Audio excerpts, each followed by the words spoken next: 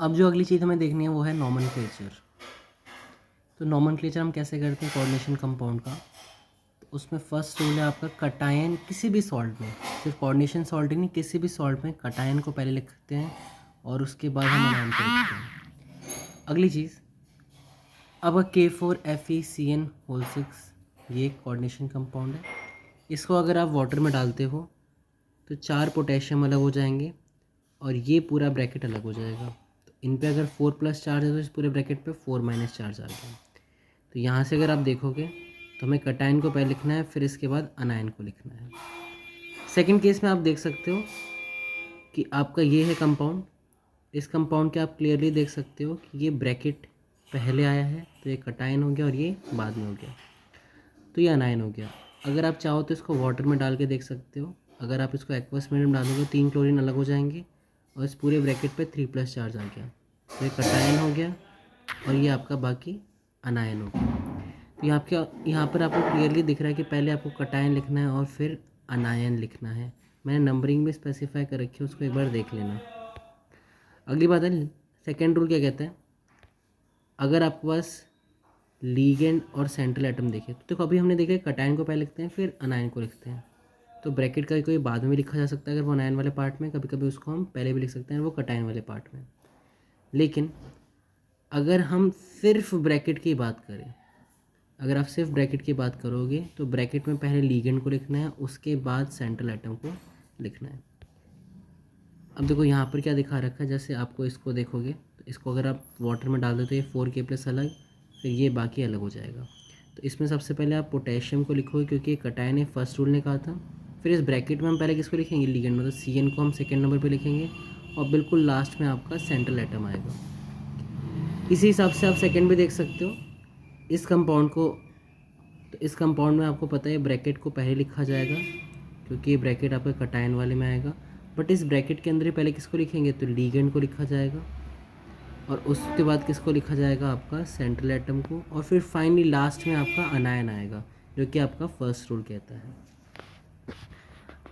अगर आप third rule देखोगे, थर्ड रूल ये कहता है कि अगर आपके पास मोर देन 1 लीगेंड्स हैं तो उन लीगेंड में पहले किसको लिखा जाएगा जिसका अल्फ़ाबेट पहले आएगा। तो आपको क्या करना है, अल्फ़ाबेटिकल रूल फॉलो करना है। जैसे कि यहाँ पर आपका अमोनिया अमाइन भी है और एक्वा भी है, तो इसमें हम पहले किसको लिखेंगे, अमाइन को पहले लिखेंगे क्योंकि अमाइन का AM पहले आएगा और AQ बाद में आएगा वाटर का। अगली चीज़, अगर सेम लीगेंड कई बार आ रहा हो तो उसके लिए हम प्रीफिक्स का यूज़ करेंगे, जैसे कि di for 2, tri, tetra, penta, hexa. अगर किसी के नाम में ऑलरेडी डाई वर्ड आता है, जैसे कि ये था आपका इथेन 1,2 डायमीन, या इसका दूसरा नाम होता है इथाइलिन डायमीन, इसमें आपका ऑलरेडी डाई वर्ड आ गया। अगर ये 2 या 3 बार आता है तो आप डाई वर्ड यूज़ ना करके इसकी जगह बिस और ट्रिस वर्ड यूज़ करोगे। बिस कब, जब ये 2 बार आएगा, और ट्रिस कब, जब ये 3 बार आएगा। एक और बात, जितने भी आपके लीगेंड्स होते हैं अनायनिक लीगेंड्स, उनका नाम आइडो से मोस्टली एंड होता है, वो आपको याद रखना पड़ेगा। जैसे हाइड्रोक्स आइडो, फ्लोराइडो, क्लोराइडो, ये सब हमने ऑलरेडी देखा था नेमिंग ऑफ लीगेंड के अंदर। आगे बढ़ते हैं। अगली बात, आपका अगला रूल ये है कि अगर आपका सेंट्रल एटम जो है उसके बाद में आपको स्मॉल ब्रैकेट के अंदर उसका ऑक्सीडेशन स्टेट भी स्पेसिफाई करके लिखना है। जैसे यहाँ पर आपका, अगर आप ऊपर देखोगे तो यहाँ पर आपका सेंट्रल एटम था क्रोमियम, तो क्रोमियम के लास्ट में आपको उसका स्मॉल ब्रैकेट के अंदर ऑक्सीडेशन स्टेट को भी मेंशन करना है। इसके बाद है कि अगर आपका सेंट्रल एटम जो है वो अनायनिक वाले पार्ट में आ रहा है, मतलब यहाँ पर देख सकते हो ये कटायनिक हो गया और ये अनायनिक हो गया, तो ये अगर आपका ब्रैकेट अनायनिक वाले पार्ट में आ रहा है तो ये ब्रैकेट देख सकते हो आप क्लियरली अनायनिक वाले पार्ट में आ रहा है क्योंकि पोटेशियम कटायन हो गया। तो उसके लास्ट में, किसके लास्ट में, सेंट्रल एटम के लास्ट में आप 8 वर्ड लगाओगे, ATE, बट नॉर्मल नेम में नहीं लगाओगे, उनके लैटिन ओरिजिनेटेड नाम में लगाओगे। जैसे आयरन का लैटिन ओरिजिनेटेड नाम होता है फेरस, तो उसमें लिख दोगे आप फेरेट, लास्ट में आपने 8 लगा दिया। बट ये रूल कब लगाना है आपको याद रखना है, जब आपका ये ब्रैकेट किस में आता है, अनायनिक वाले पार्ट में आता है। अगर ये कटायनिक वाले पार्ट में आएगा तो उसके नाम में कोई भी चेंज नहीं करेंगे। जैसे यहाँ पे क्रोमियम है तो उसको हमने क्रोमियम में लिखा, बट यहाँ पर अगर आपका आयरन अनायनिक वाले पार्ट में था तो उसको हमने फेरेट कर दिया। तो ये थे आपके रूल्स। अब हम एक दो नाम देख लेते हैं कैसे करेंगे। जैसे इसका आपको नाम लिखना है तो सबसे पहले आप कटायन लिखोगे। कटायन यहाँ पे पोटेशियम है। जो भी चीज़ ब्रैकेट के बाहर होगी वहाँ पर हमें प्रीफिक्सेस का यूज़ नहीं करना है। जैसे यहाँ पे 4 पोटेशियम मतलब टेट्रा पोटेशियम लिखना, हमें सिर्फ क्या लिखना है, पोटेशियम। तो हमने बाहर वाला लिख दिया। फिर हम क्या देखेंगे, ये तो कटायन को पहले लिख दिया, अब इस ब्रैकेट को बाद में लिखना है। अब इस ब्रैकेट में पहले किसको लिखा जाता है, लीगेंड को। तो कितने लीगेंड है, CN 6 बार। तो इसके लिए हमने क्या वर्ड यूज़ कर लिया, हेक्सा। फिर CN जो आपका साइनाइड होता है, जब वो ब्रैकेट में आता है उसका नाम कन्वर्ट हो जाता है साइनाइडो। तो पोटेशियम हेक्सा साइनाइडो। फिर आपको दिख रहा होगा ये Fe, क्योंकि लास्ट में आपका सेंट्रल एटम आएगा। बट ये कौन से पार्ट में आ रहा है, अनायनिक वाले में, इसलिए हमने इसका क्या लिख दिया, फेरेट। और फिर फाइनली इसका ऑक्सीडेशन स्टेट देखो मैंने यहाँ पे निकाल के रखा हुआ है। ऑक्सीडेशन स्टेट 2 आया, मैंने इसको यहाँ पे लिख दिया। ऑक्सीडेशन स्टेट निकालते कैसे हैं वो आप पिछली वीडियोस में देख सकते हैं, मैंने बता रखा है। अगला अगर आप देखोगे तो अगला क्या कहता है कि इसको आपको नेम करना है। तो यहाँ पर आप क्लियरली देख सकते हैं यहाँ पे 2 तरीके के लीगेंड आ रहे हैं। तो कटायन तो ये है आपका, जिसको मैंने पहले बड़ा सा जो आपका ब्रैकेट है वो आपका कटायन वाले पार्ट में है, और ये अनायन वाले पार्ट में। तो पहले हम कटायन को लिखते हैं, बट ब्रैकेट में हम पहले किसको लिखते हैं, जो आपका लीगेंड होता है। और लीगेंड में पहले किसको लिखते हैं, जिसका अल्फ़ाबेट पहले आता हो। तो यहाँ पे 3 NH3 है, मतलब क्या आ गया, ट्राइअमाइन। उसके बाद 3 ही वाटर के मॉलिक्यूल हैं, तो ट्राई एक्वा। फिर आपका सेंट्रल एटम आएगा, क्योंकि क्रोमियम है। यहाँ पे क्रोमेट क्यों नहीं करा है, क्योंकि ये आपका आप कौन से पार्ट में आ रहा है, कटायनिक वाले में। नाम तभी कन्वर्ट करना है 8 में के अंदर जब आपका वो अनायनिक वाले पार्ट में आएगा। तो ये आपका ट्राइअमाइन, ट्राई एक्वा, क्रोमियम। फिर उसका हमें वैलेंस, उसका हमें ऑक्सीडेशन स्टेट लिखना होगा। देखो यहाँ पे मैंने निकाल के रखा हुआ है। एक्स हमने मान लिया क्रोमियम का, 0 हो गया आपका NH3 का, 0 हो गया वाटर का, और 3 क्लोरीन का हो गया -3। तो आपका +3 चार्ज आ गया। 3 प्लस चार्ज को हमने स्मॉल ब्रैकेट में लिख दिया। अब अगर आप देखोगे ब्रैकेट के बाहर क्या लगा हुआ है, तो ब्रैकेट के बाहर आपका क्लोरीन है। मैंने कहा था ब्रैकेट के बाहर भाई जो भी चीज़ें होती हैं उनके आगे हम डाई ट्राई का यूज़ नहीं करते, हम सीधा वही लिख देते जो है। तो ये क्या है, क्लोरीन, बट किसी भी सॉल्ट के लास्ट में क्लोराइड आता है तो हमने यहाँ पे क्या लिख दिया, क्लोराइड लिख दिया। तो ये आपका सेकेंड नेम हो गया। आगे और नेम देखते हैं। तो देखो NiCO4, इसका अगर हमें नाम करना है तो ये आपका न्यूट्रल वाले पार्ट में आ रहा है पूरा का पूरा, क्योंकि ना ही आगे कुछ है ना ही कोई पीछे है। अगर ब्रैकेट है तो ब्रैकेट में हम पहले किसको लिखते हैं, आपके लीगेंड को। तो कितनी बार लीगेंड है, 4 बार। तो ट्राई कार्बोनाइल, कार्बन मोनोऑक्साइड का नाम कन्वर्ट हो गया। इस चैप्टर में क्या हो गया था, कार्बोनाइल, जब भी वो ब्रैकेट में आता है। फिर आ गया आपका निकल, क्योंकि कटायन और न्यूट्रल वाले में हम नाम चेंज नहीं करते हैं, अनायन वाले में करते हैं। और फिर ऑक्सीडेशन स्टेट कितने आ गए आपके, 0। क्यों 0 आ गई, क्योंकि अगर आप एक्स देखोगे तो हमने निकल का मान लिया, कार्बन मोनोऑक्साइड खुद न्यूट्रल है, इक्वल टू 0, तो एक्स की वैल्यू आ गई आपकी 0। अगला क्वेश्चन अगर आप देखोगे तो ये है PT NH2NH3 whole twice ClNO2। तो यहाँ पर बहुत सारे अलग अलग लीगेंड आए हैं। तो सबसे पहले हम कौन से लीगेंड को लिखेंगे, जिसका अल्फ़ाबेट पहले आएगा, जो कि आपको क्लियरली दिख रहा है डायामाइन है। तो हमने डायामाइन लिख दिया। फिर ये आता है क्लोराइडो, तो हमें इसके बाद किसको लिखना पड़ेगा, क्लोराइडो। फिर होता है नाइट्रीटो N, जब NO2 होता है तो नाइट्रीटो N लिखते हैं, तो नाइट्रीटो N लिख दिया। फिर फाइनली हमने प्लेटिनम लिखा। फिर उसका ऑक्सीडेशन स्टेट देखो मैंने यहाँ पे निकाल के रखा हुआ है, उसको यहाँ पे स्मॉल ब्रैकेट में मेंशन कर दिया। इसके बाद जो क्वेश्चन है वो है K3 CrC2O4 होल थ्राइस। तो हमने 3 पोटेशियम का चार्ज मान लिया +3, देख सकते हो आप यहाँ पे। क्रोमियम का हमें नहीं पता था, उसको हमने X मान लिया। 3 पोटेशियम का 3 ही होता है, आपको पता ही होगा कि अल्कली मेटल पे चार्ज +3 होता है। ये C2O4 आपका ऑक्सीलेटो था, पास्ट की वीडियोस में देख सकते हो, इसके ऊपर चार्ज होता है -2। तो ऑक्सीलेटो पे अगर -2 चार्ज है तो हमने इसको इतना लिख लिया पोटेशियम, क्योंकि बाहर क्या लगा हुआ है, पोटेशियम। फिर इसको हम क्या लिखते हैं, ट्राई ऑक्सीलेटो, क्योंकि 3 बार आ रखा है आपका।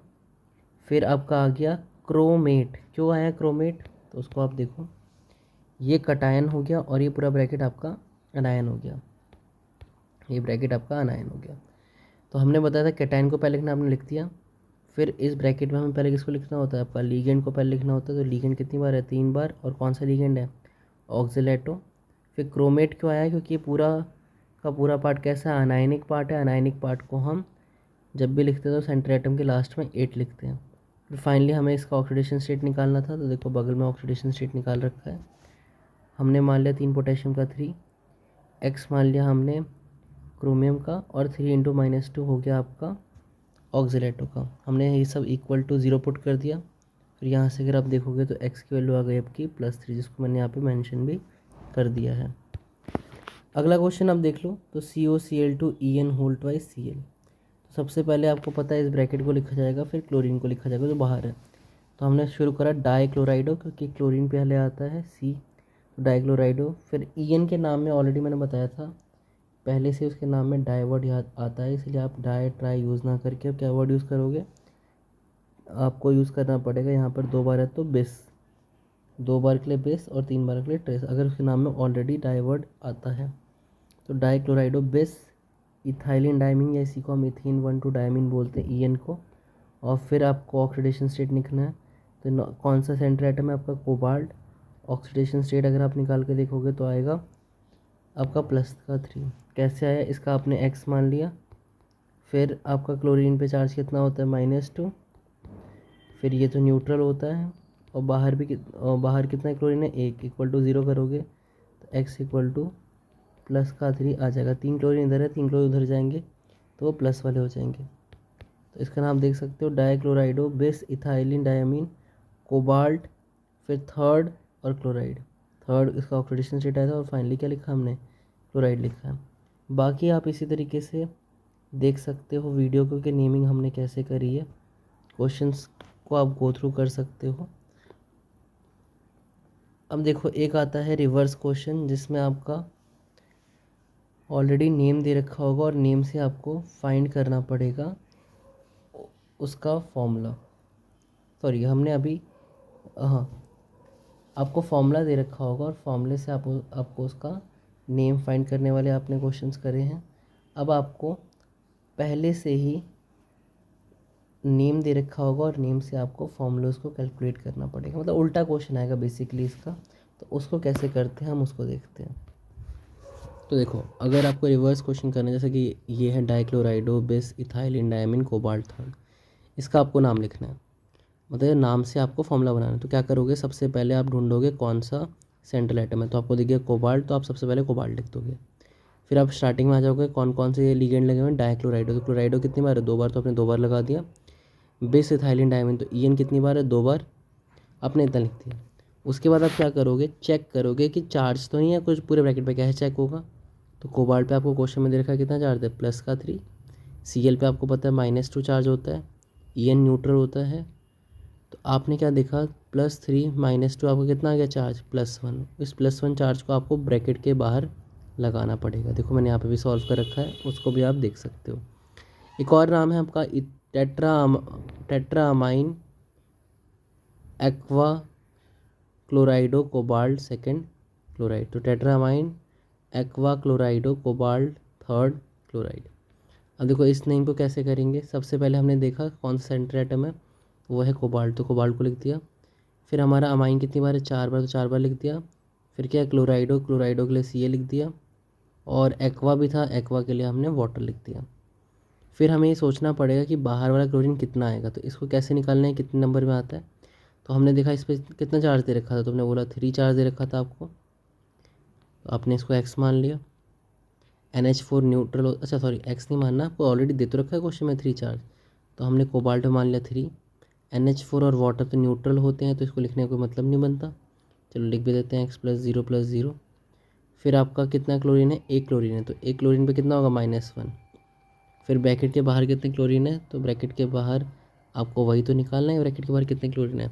तो आपने बेसिकली क्या देखा कि इस पूरे ब्रैकेट पे कितना चार्ज आ गया +2, तो हमने इस ब्रैकेट पे लगा दिया +2 चार्ज, इतना तो आप कर ही सकते हो। फिर आपको पता है बाहर क्या लगा हुआ है क्लोराइड, बट हमें उसका नंबर नहीं पता था, क्लोराइड को आपने लिख दिया Cl, उसका चार्ज हो गया -1। फिर आपने बचपन में फॉर्मूले बनाए होंगे इससे क्रॉस मल्टीप्लाई करने वाले, तो आप जैसे ही क्रॉस मल्टीप्लाई करोगे तो क्लोरीन का 1 तो यहाँ पे आ जाएगा ब्रैकेट पे, देखो आ गया। और जो आपका इस नेट यहाँ से जो नेट चार्ज था वो कहाँ पे मल्टीप्लाई होगा, क्लोरीन के अंदर, तो हो जाएगा Cl2। तो आपको इस तरीके से करना है तो क्वेश्चन ईजिली सॉल्व हो जाएगा। बाकी आप क्वेश्चंस को प्रैक्टिस कर सकते हो NCERT से, बहुत ही ज़्यादा इनफ क्वेश्चन दे रखे हैं। ये लास्ट रूल याद रखना है कि कितने क्लोरीन आएगा उसको हमें कैसा निकालना है, कैसे उसको टैकल करना है। तो मैं एक और बार बता देता हूँ कैसे करना है। सबसे पहले सर्च करना होता है सेंट्रल मेटल आइटम को, तो हमें दिख गया कोबाल्ट, उसको आपने लिख दिया। फिर उसके बाद आपको देखना है कि कौन कौन से वो लगे हुए हैं। तो आपको दिख रहा है टेट्रामाइन एक्वा क्लोराइडो। टेट्रामाइन 4 बार NH3 4 टाइम्स हो गया, H2 एक बार और क्लोराइडो एक बार, और बाहर क्या लिखा हुआ है क्लोराइड। तो आपने क्लोराइड को भी लिख दिया बाहर ब्रैकेट के। लेकिन अब ये प्रॉब्लम है कि कोबाल्ट क्लोरीन जो है आपका बाहर वो एक आएगा, दो आएगा, तीन नंबर में आएगा, वो हमें देखना पड़ेगा। तो उसको आप कैसे देखोगे? सबसे पहले हमें दिख रखा है कोबाल्ट पे कितना चार्ज है 3। फिर आपको पता है NH4 ये दोनों न्यूट्रल होते हैं। फिर आपका इस Cl पे कितना चार्ज होगा जो ब्रैकेट के अंदर ही आ रहा है -1। तो पूरे ब्रैकेट पे आपने देख लिया कितना चार्ज आ गया +2। अब देखो पूरे ब्रैकेट पे +2 चार्ज आ रखा है, और क्लोरीन जो बाहर लगा हुआ है आपका लिख रखा है क्लोराइड, इसके ऊपर होता है -1 चार्ज। क्रॉस मल्टीप्लाई करोगे तो यहाँ तो 1 आ जाएगा, और क्लोरीन पे क्या चला जाएगा आपका 2 चला जाएगा। तो इस हिसाब से आपको क्या करना है, क्वेश्चंस को सॉल्व करना है। ये थोड़े से रिवर्स क्वेश्चन थे वैसे जैसे हमने अभी तक सॉल्व करते हैं उनको, अगर आप देखोगे तो। अभी हम नेक्स्ट क्लास के अंदर आइसोमेरिज्म वगैरह शुरू करेंगे, तो यहाँ तक सबको रिवाइज़ कर लेगा ताकि नेक्स्ट क्लास बहुत अच्छे से समझ आ जाए।